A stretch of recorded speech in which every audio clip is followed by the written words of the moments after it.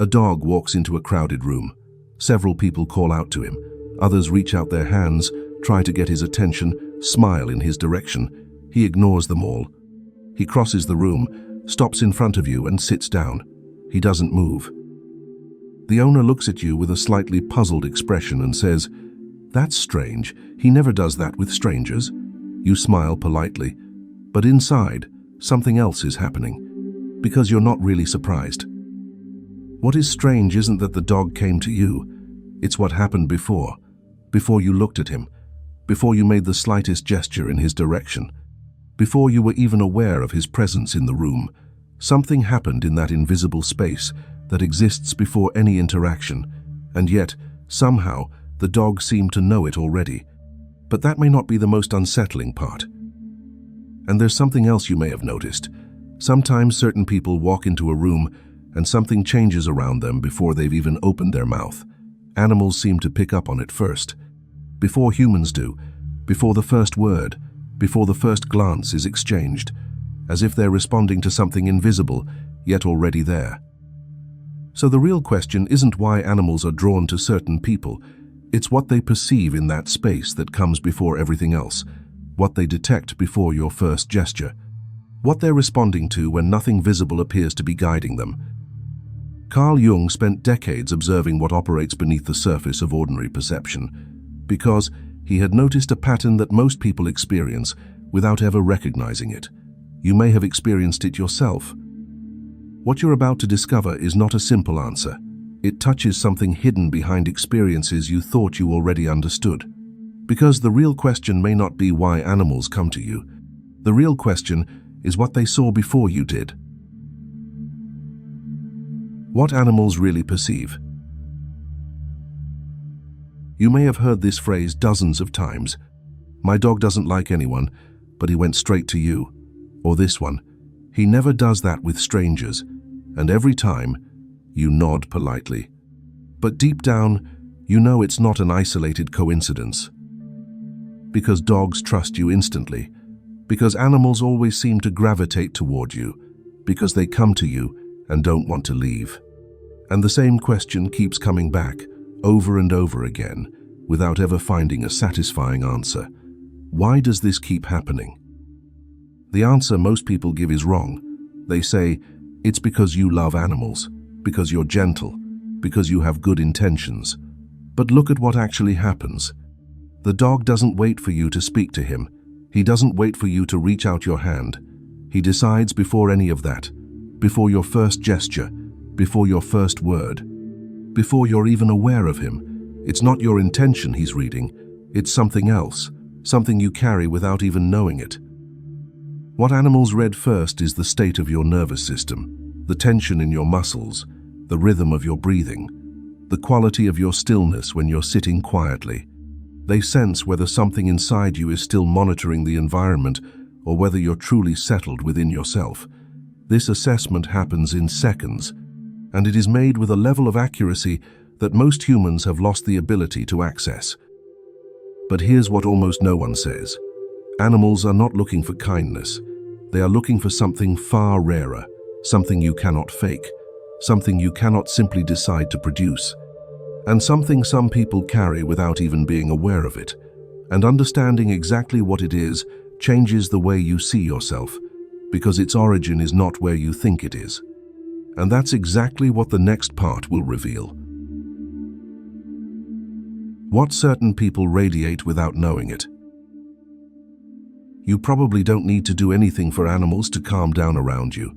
You walk into a room, the restless animal slows down, its breathing changes, it comes closer, you haven't moved toward it.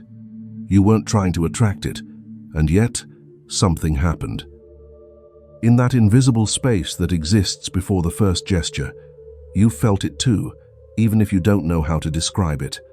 That sense that some people create a zone around them where vigilance becomes unnecessary, not through what they do, through what they are.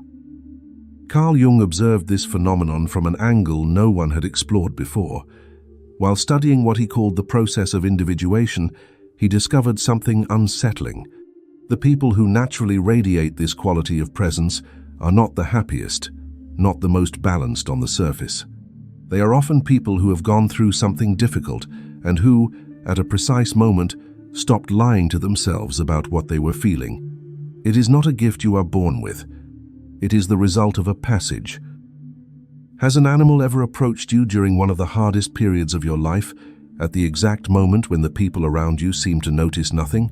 Write about it in the comments. Because what you are about to read in the responses from other viewers may reveal something you have not yet found a name for. What animals perceive around these people is not some mysterious energy. It is the absence of contradiction. When someone is sad but smiling, when someone is exhausted but continues to appear available, when someone feels anger but speaks in a gentle tone, there is a gap, imperceptible to most humans, perfectly readable to an animal. That gap creates background noise within that person's presence, a contradictory signal that maintains vigilance instead of dissolving it. And this is exactly where something unexpected appears.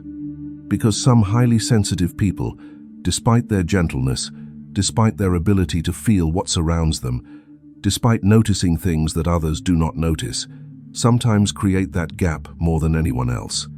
Not always, not with every animal, but often enough for the question to arise. And the answer to that question is probably the most counterintuitive thing this video is going to reveal. The paradox most empaths miss. Here is something many sensitive people do not expect to hear. You sense the tension in a room before anyone opens their mouth. You understand what people are feeling before they say it. You have always carried this ability to read what remains beneath the surface. And yet, that same sensitivity can create a presence around you that animals perceive as unstable, not dangerous, unstable. Like something that is constantly watching but never fully at rest. Here's why.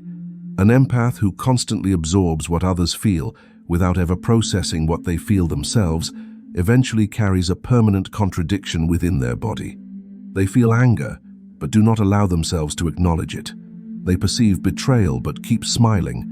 They accumulate deep exhaustion, but continue giving. They say yes when their entire body is saying no. That compression does not disappear simply because it is not expressed. It remains in the breath, in the tension of the muscles, in that silent vigilance that never completely relaxes. And animals read it with a level of precision that the empath rarely applies to themselves. Carl Jung called this the repression of the shadow, the parts of ourselves that we have learned to consider unacceptable: aggression, exhaustion, the desire to disappear, refusal. These contents do not vanish because they are not expressed. They simply become unconscious to us, not to beings that do not know how to read words. Pause for a moment and sit with that idea. It is not your sensitivity that animals detect first. It is the gap between what you feel and what you allow yourself to be. And that gap may have been with you for so long that it has become invisible to you, but not to them. This completely changes the central question. It is no longer, why do animals come to me? It becomes, what do they see that I still cannot see? And that question leads directly to what this video has been trying to reveal from the very beginning. Because if animals can read something within you with that kind of precision, their reaction is not a curious phenomenon, it is a mirror. And what that mirror reflects is exactly what we are about to examine now. What your aura really says about you. The word aura has become so closely associated with mystical ideas that it has become difficult to use seriously. But stripped of everything that has been added to it, it points to something real, observable.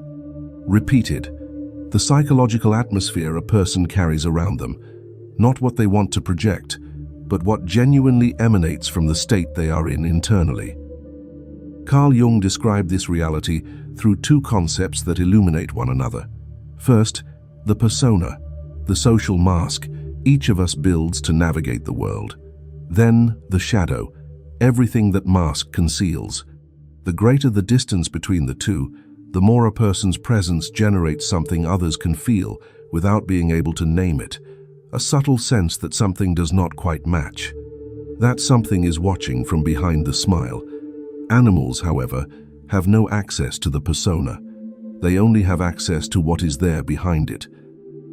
Your presence, the one animals perceive, is not something you can build from the outside. It is a direct reflection of what you do with what you truly feel. Of the gap between who you are inside and what you allow yourself to show or even acknowledge to yourself. And here is what years of observation led Carl Jung to conclude.